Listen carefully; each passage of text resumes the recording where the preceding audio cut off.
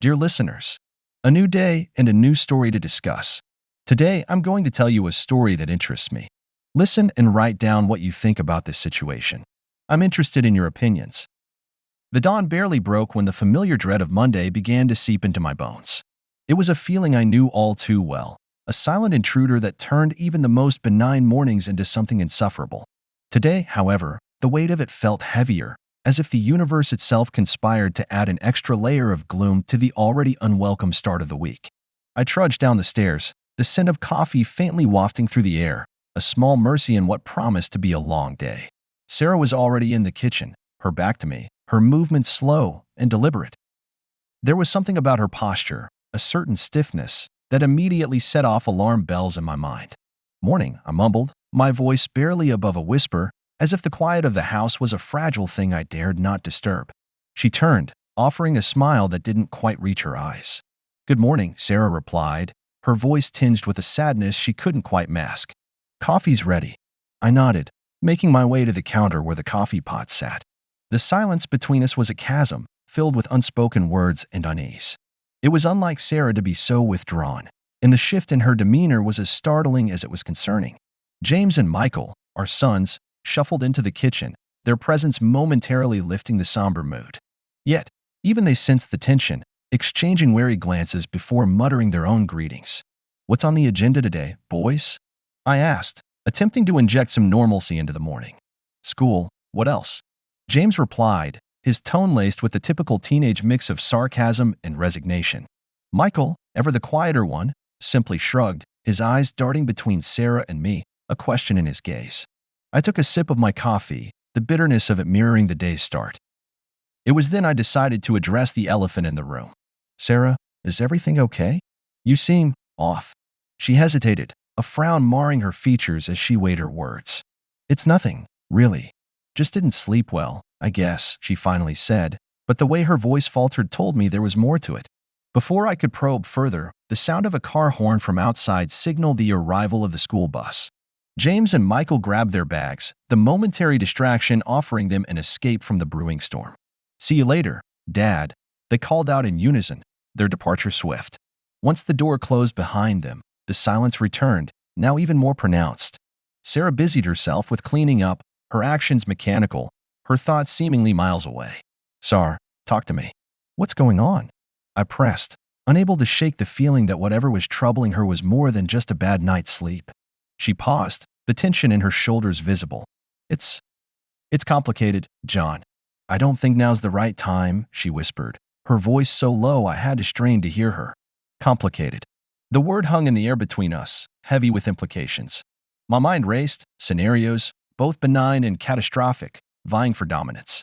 The urge to shake the truth from her was overwhelming, but I knew such an approach would only push her further away. "Whenever you're ready, I'm here," I said instead, the words feeling inadequate for the moment. She offered a weak smile, nodding. "I know. Thank you."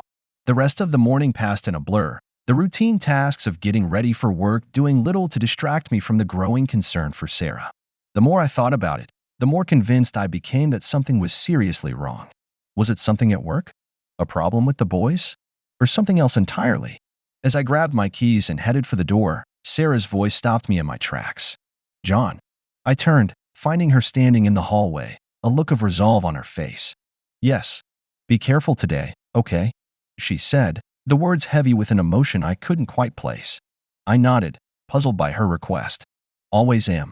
You too, okay?" With that, I stepped out into the morning, the chill in the air mirroring the chill in my heart. As I drove to the docks, my mind was a whirlwind of thoughts and fears, the unease from the morning's conversation growing with every mile.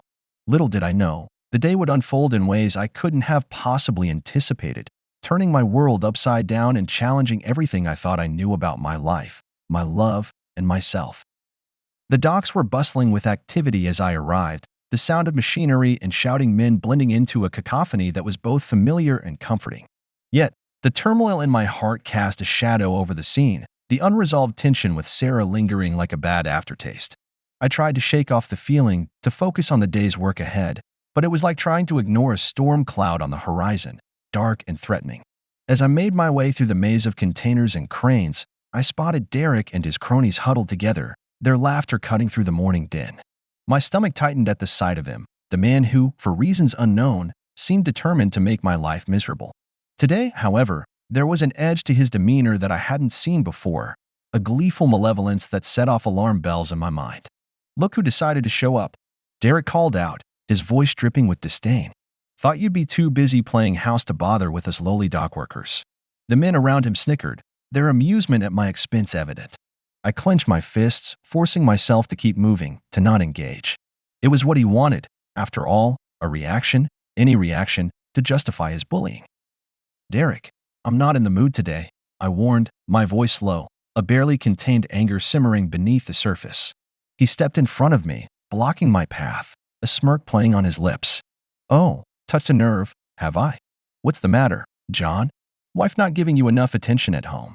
The mention of Sarah was a blow, a below-the-belt jab that ignited something within me. "Leave her out of this," I growled, my resolve to remain calm wavering. Derek leaned in, his face inches from mine, his breath foul. "Make me," he challenged, a twisted joy in his eyes. It was then that he made his mistake, reaching into his pocket and pulling out a piece of fabric, red and unmistakable. "Sarah's." He dangled it in front of me, his expression one of triumph. "Found this little souvenir from the party. Thought you might want it back," he taunted, his words like a match to tinder. Rage, pure and unadulterated, exploded within me. Before I could stop myself, my hand shot out, grabbing him by the collar and slamming him against the nearest container. The impact echoed, a satisfying thud that was drowned out by the sudden rush of blood in my ears.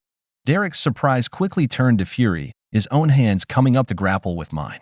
"You're going to regret this, John," he hissed, struggling against my grip. "Shut up," I shouted, my voice raw with emotion. "You have no idea what you've just done." Around us, the dock had gone silent. The morning's chaos momentarily paused as men stopped to watch the unfolding drama. I was vaguely aware of the eyes on us, of the potential consequences of my actions, but in that moment, none of it mattered. The scuffle was brief, a flurry of punches and grunts as we grappled with each other. Derek was strong, his years on the docks giving him an edge, but I was fueled by a fury that lent me strength I didn't know I possessed. It ended as quickly as it began, with Derek on the ground, nursing a bloody nose, and me standing over him, breathing hard. The red fabric lay forgotten between us, a silent witness to the madness of the moment. "You're crazy, man," Derek spat, wiping at the blood with the back of his hand. "This isn't over." I wanted to respond, to threaten, to promise retribution, but the sound of heavy footsteps interrupted. Mr. Thompson, our foreman, pushed through the crowd, his face a mask of anger and disappointment. "What the hell is going on here?" he bellowed, his gaze flicking between Derek and me. I opened my mouth to explain, to justify my actions, but the words wouldn't come. How could I explain the depth of my rage, the betrayal I felt, without revealing too much? Without exposing the raw wound that Derek's taunts had ripped open? Mr. Thompson didn't wait for an answer. "Both of you, my office, now," he ordered, turning on his heel and leaving no room for argument. As I followed, casting one last glance at Derek, who was being helped to his feet by his friends, I knew that this was far from over. The walk to Mr. Thompson's office felt longer than usual, each step echoing ominously through the corridors of the dock's administrative buildings. My heart pounded in my chest, a relentless drumbeat of anger and apprehension. Derek's malicious grin haunted me, the image of Sarah's red fabric clenched in his fist igniting a firestorm of emotions I struggled to contain.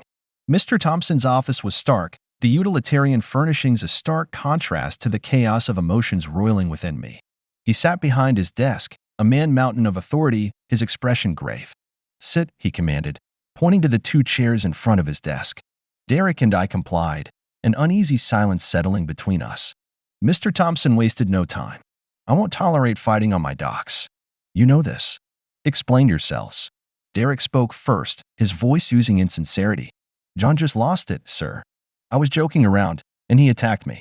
I clenched my fists, fighting the urge to leap across the desk and silence him. "That's not true," I countered, my voice steady despite the turmoil inside. "He provoked me, showed me something personal. He crossed a line." Mr. Thompson's gaze shifted between us, assessing. "And what was this something personal?" he inquired, his tone implying he already knew the answer. I hesitated, the weight of the situation pressing down on me. Revealing the truth about the fabric meant exposing Sarah, something I was desperate to avoid.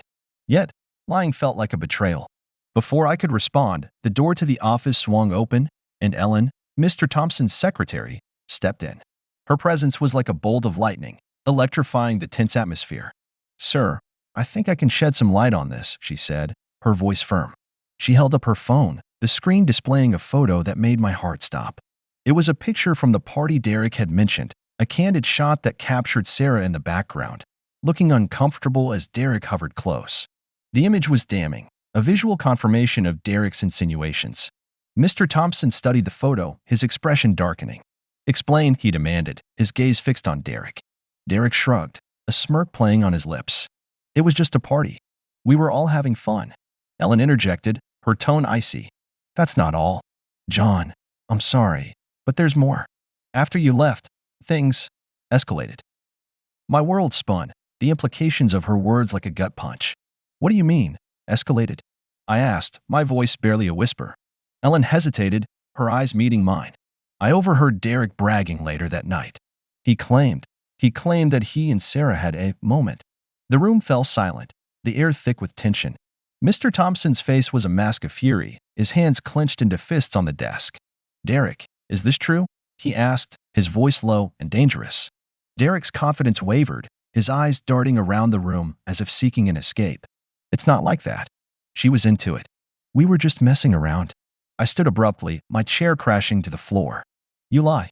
I roared, my entire being consumed by a blinding rage. "You took advantage of her." Mr. Thompson stood as well, his imposing figure a barrier between me and Derek. "Enough," he thundered. "John, sit down." "Derek, you're suspended, effective immediately. I'll be reviewing the security footage from that night. If what I suspect is true, you'll be looking for a new job." Derek paled, his bravado crumbling as the reality of the situation dawned on him. He stood, casting a venomous look in my direction before slinking out of the office. Mr. Thompson turned to me, his expression softening. "John, I'm sorry. We'll get to the bottom of this. You have my word." I sank back into my chair, the fight draining out of me. The revelation of Sarah's possible betrayal was a wound deeper than any physical blow Derek could have dealt. The truth I sought was unraveling before me, a tapestry of lies and deceit that threatened to consume everything I held dear. Ellen placed a comforting hand on my shoulder, her presence a small beacon of support in the storm. "We'll figure this out, John. Together." As I left Mr. Thompson's office, the docks somehow felt different, as if the very ground beneath my feet had shifted. The truth I sought was within reach, yet I feared what it would reveal. The confrontation with Derek was just the beginning, a prelude to his search for answers that would test the very fabric of my world. The roar of my truck's engine was the only sound that filled the silence as I left the docks behind. The confrontation with Derek and the revelations in Mr. Thompson's office had left me reeling, a tumult of emotions that I couldn't quite name swirling within me. Anger, betrayal, fear, they all vied for dominance, leaving me feeling like a vessel adrift at sea, caught in a storm with no land in sight. I drove without direction, the familiar streets of our town blurring past in a haze of confusion and hurt. The image of Sarah at that party, the insinuations of her betrayal, it all gnawed at me, a relentless ache that I couldn't shake. I needed space, time to think away from the reminders of the life we'd built together. The road stretched out before me, leading me away from the town, away from the crushing weight of the revelations. The further I drove, the more the tightness in my chest eased, giving way to a grim determination. I would find the truth, no matter how painful it might be. As the sun dipped below the horizon, painting the sky in hues of orange and purple, I found myself on the outskirts of a small, coastal town. It was a place I'd never visited before, a slice of the world untouched by the turmoil of my life. On impulse, I turned off the main road, following a narrow, winding path that led to the edge of the cliffs. I parked the truck and stepped out, the salty tang of the sea air hitting me, refreshing and raw. The sound of the waves crashing against the cliffs was a soothing balm, a natural symphony that calmed the storm within me. I walked to the edge, the ground beneath my feet firm and solid, a stark contrast to the tumult of emotions I was wrestling with.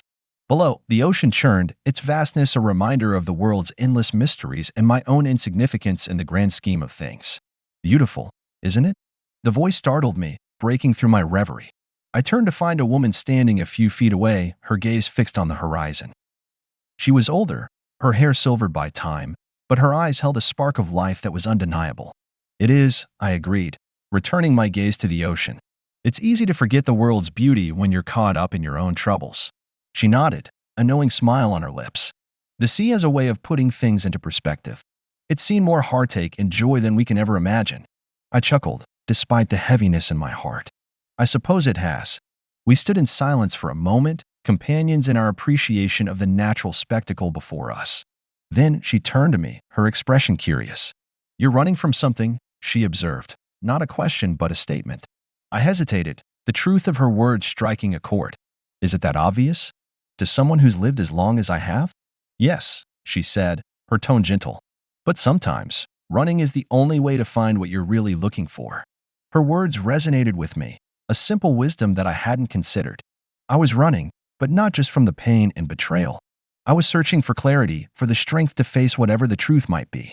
"I don't even know where to start," I admitted, the weight of my situation suddenly overwhelming. "Start with yourself," she advised. "Find your footing, and the path will reveal itself." I nodded, her advice a beacon in the fog of my confusion. "Thank you," I said, genuinely grateful for the unexpected encounter. She smiled, then turned and walked away, leaving me alone with my thoughts and the endless sea. As the last light of day faded, I made my way back to the truck, a sense of purpose slowly taking root. I didn't have all the answers, and the road ahead was uncertain, but I knew I couldn't return to the life I'd left behind, not until I'd faced the truth, no matter how devastating it might be. The escape to the cliffs had given me a momentary respite, a chance to breathe and gather my strength. Now, it was time to confront the storm head-on, to seek the truth and face whatever consequences it might bring. The journey would be long and undoubtedly painful, but I was ready. Or at least, I hoped I was. The drive home was a blur, my mind a storm of anger, betrayal, and a desperate need for answers. The image of Sarah in that photo, so close to Derek, haunted every mile. I could hear Ellen's voice echoing the rumors, the insinuations that Sarah had been more than just an unwilling participant at that party. With every passing moment, the seed of doubt grew, sprouting vines of suspicion that wrapped around my heart, squeezing tight. Pulling into the driveway, I noticed Sarah's car, its presence a stark reminder of the confrontation that awaited. My hands trembled as I killed the engine, the silence of the car a stark contrast to the turmoil inside me. I sat there for a moment, gathering my courage, preparing myself for the storm to come. The house was quiet as I entered, the usual warmth replaced by a chill that seemed to seep into my bones. "Sarah," I called out, my voice sounding foreign to my own ears. In here came her reply from the living room, her tone weary, resigned. I found her sitting on the couch, her posture rigid, a clear sign of her own inner turmoil. The air between us was charged, heavy with unspoken accusations and fears. "John," she began, her voice breaking, "I know you're upset. I can explain." I stood there, rooted to the spot, the weight of my emotions a tangible thing. "Explain? How can you explain that photo? The rumors? Derek's insinuations?" My voice rose with each word, a crescendo of hurt and confusion.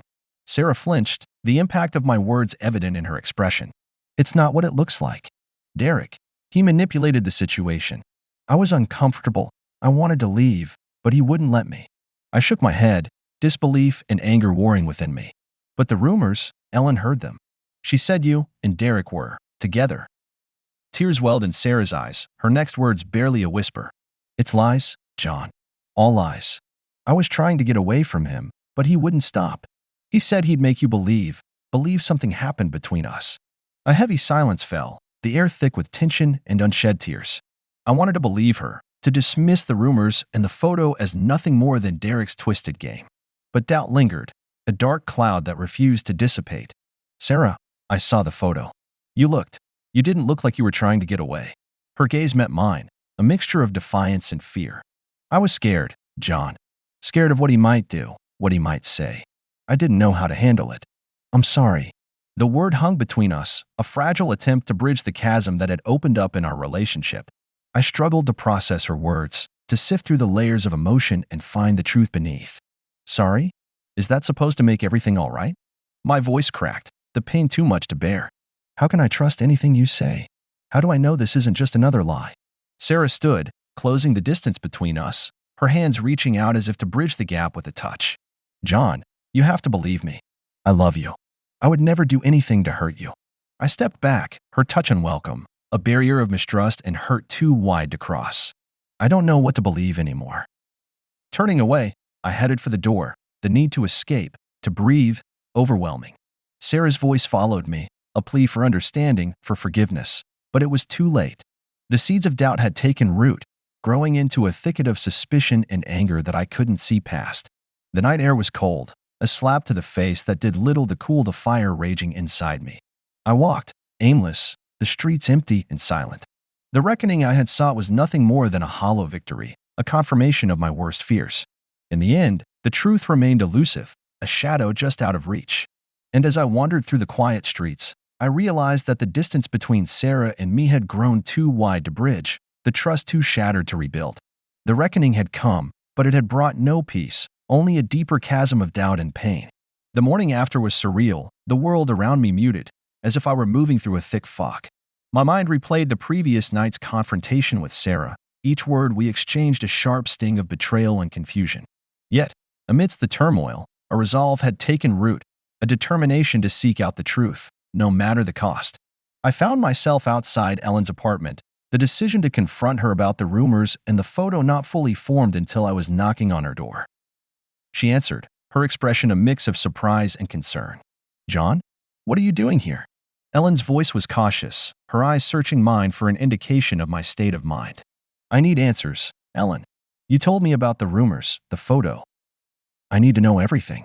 The whole truth," I demanded, my voice more forceful than I intended. Ellen sighed, stepping aside to let me in. "I was afraid of this. Come in. Let's talk." Her apartment was cozy, a stark contrast to the coldness that had settled in my heart. She motioned for me to sit, taking a seat opposite me, her posture tense. "John, I told you what I heard, what I saw. But I think there's more to the story. After you left yesterday, I did some digging," Ellen began, her voice steady. "Digging? What do you mean?" I asked, leaning forward, my interest piqued. "I talked to some people who were at the party, tried to get a clearer picture of what happened. It seems Derek was bragging, yes, but not everyone believed him. There are doubts, John. Some say Sarah was trying to get away from him all night," Ellen explained, her words offering a glimmer of hope amidst the darkness. I processed her words, the seed of doubt regarding Sarah's actions starting to wane, replaced by a growing rage against Derek. So, he lied? He made it all up to get back at me? It looks that way. But there's something else. I heard about a video. Security footage from the party. It might show what really happened, Ellen revealed, her eyes locked on mine, gauging my reaction. A video? My heart raced at the prospect. Can we get it? See it? Ellen nodded. I think so. But we need to be careful. If Derek finds out, we'll deal with Derek. Let's focus on getting that video, I interrupted, determination stealing my resolve. We devised a plan, simple yet fraught with risk. Ellen would reach out to her contact, someone who could access the security footage, while I kept an eye on Derek, ensuring he remained unaware of our intentions. The next few hours were a blur of activity. Ellen managed to secure the video, and together, we watched, the screen illuminating the truth in stark, unambiguous detail.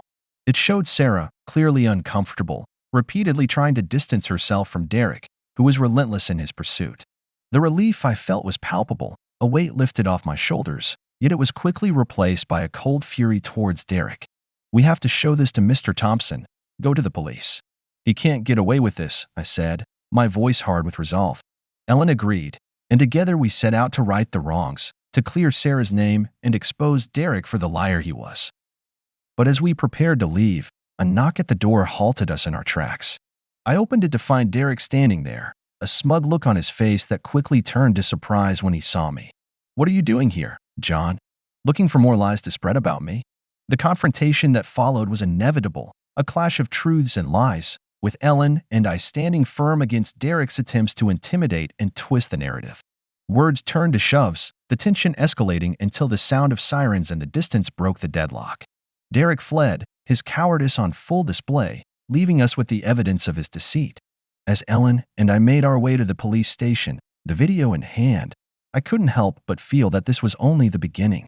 The aftermath of Derek's lies had caused untold damage, and though the truth was now on our side, the road to healing and reconciliation would be long and fraught with challenges. But for the first time in what felt like forever, I had hope.